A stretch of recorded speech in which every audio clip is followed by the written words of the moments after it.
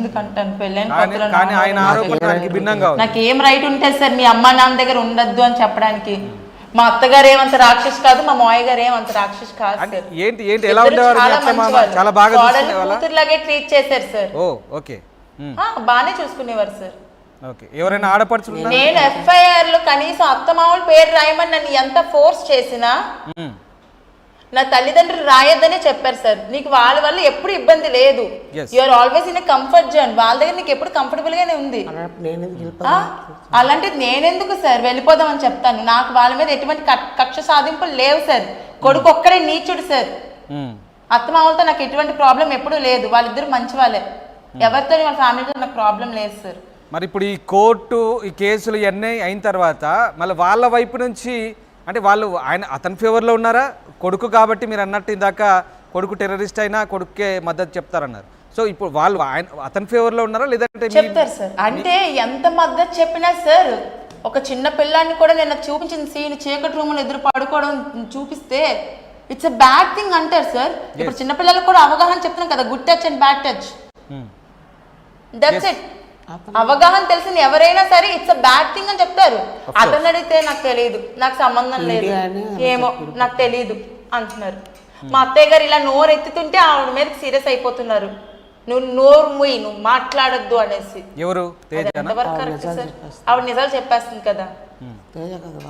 వాళ్ళ నాన్నగారు సార్. మళ్ళీ ఇప్పుడు వాళ్ళ నాన్నగారు అటువైపు టర్న్ అయ్యారు అంటున్నారా? అంతే కదా సార్. మరి కొడుకులు ఏమంటారని భయపడిపోతున్నారు సార్.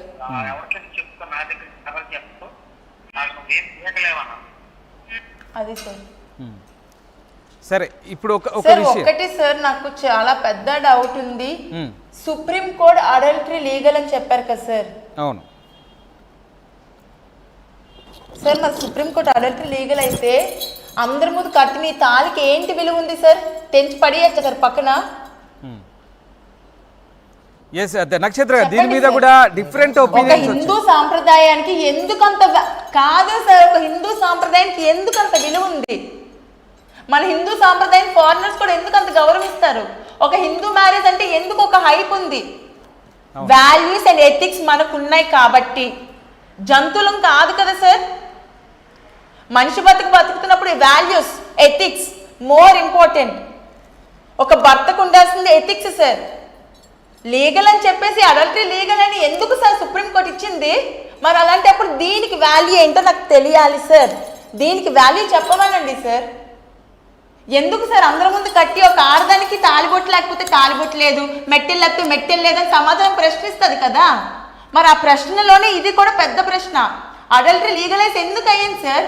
నా మనసులో క్వశ్చన్ కొన్ని కోట్ల మంది ఆడవాళ్ళ మనసులో ఉంది సార్. అడల్టరీ లీగలైజ్ చేయడం వల్ల కొన్ని బతుకులు నాశనం అయిపోయాయి సార్. కొన్ని బతుకులు రోడ్డు మీద పడిపోయాయి సార్. సూసైడ్లు చేసుకొని చచ్చిపోతున్నారు సార్ ఆడవాళ్ళు. అడల్టరీ లీగలైజ్ అయినప్పుడు రేపులు కూడా లీగలైజ్ చేయమనండి సార్. ఇలాంటి కామందులను వదిలేస్తేనే కదా సార్ ఏ శిక్ష లేకపోతే రేపిస్టుల కింద తయారవుతున్నారు. అమ్మాయిలకి ఇంకెప్పుడు సేఫ్టీ వస్తుంది సార్? చిన్నపిల్లలు లేదు, పెద్ద పిల్లలు లేదు. నా హస్బెండ్ లాంటి వాడికి అయితే చిన్న పెద్ద వయసుతో సంబంధం లేదు సార్. ఆడికి మనిషి ఆడదైతే చాలు సార్ అక్కడ. Right, exactly. అంటే అలాంటి వాళ్ళే ఇలాంటి కామాంతులే రేపు రేపిస్ట్ కింద అవ్వడానికి కారణం సుప్రీంకోర్టు అనే చెప్తాను సార్. అడల్టరీ లీగలైజ్ దేనికి చేసింది సార్? ఓయో రూమ్కి వెళ్ళిపోమని చెప్తుందా? పెళ్ళైన అనుకోడని పబ్లిక్ గా పెళ్లి చేసుకోమని చెప్తుందా సార్?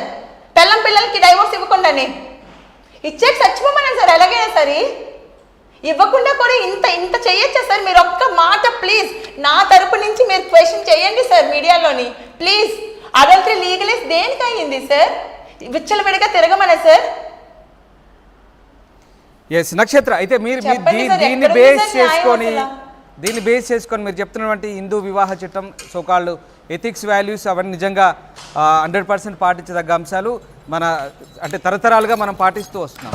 సో దీన్ని మీరేమైనా ఇప్పుడు మీకు ఎదురైన అనుభవం దృష్ట్యా మీరు చెప్తున్నటువంటి వేలాది మంది లక్షలాది మంది దీనంతా ఫేస్ చేస్తున్నారు కాబట్టి మీ కేసు దృష్ట్యా మీరు స్వయంగా అనుభవించిన ఈ బాధ దృష్ట్యా మీరు దీన్ని ఏమైనా ఛాలెంజ్ చేయబోతారా?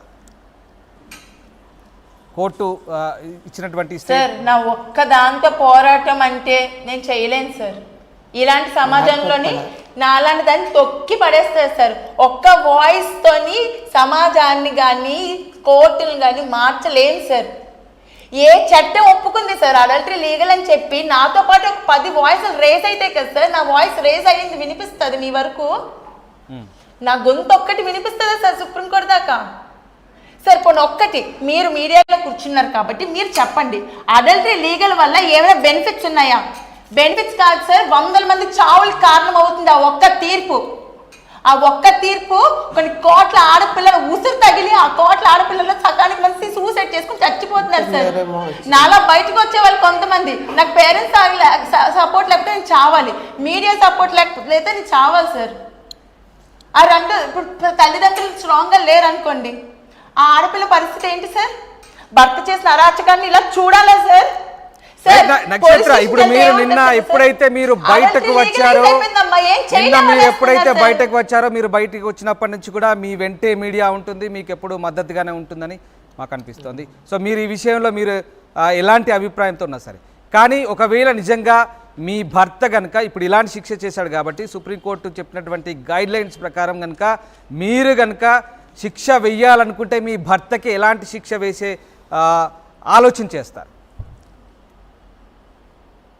సార్ ఇలాంటి కామందుల్ని ఈ రోజు శిక్షించకుండా వదిలేస్తే రేపు వీళ్ళు రేపిస్ట్ కింద తయారయ్యి ఎంతమంది జీవితాలు నాశనం చేస్తారంటే మార్క్ మై వర్డ్స్ సార్.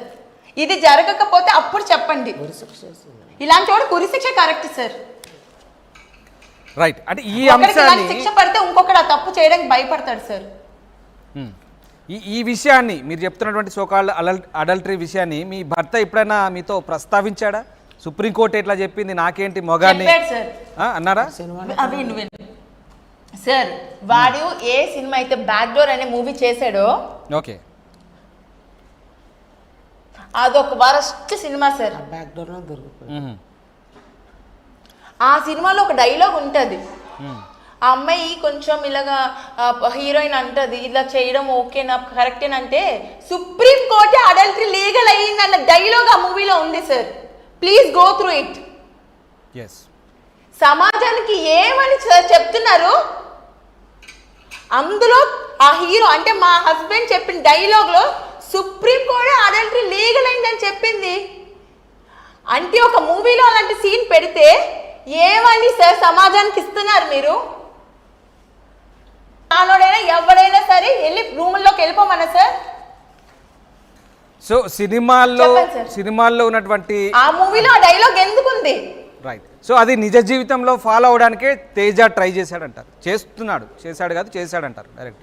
ఆడు బుద్ధి ముందు నుంచి అంతే సార్. మూవీ మొన్న తీసాడు, బుద్ధి ముందు నుంచి అదే కదా. సుప్రీంకోర్టు ఎప్పుడైతే మంచి తీర్పును ప్రకటించిందో అందరికి ఇక్కడ ఇంత కొమ్ములు వచ్చేసాయి.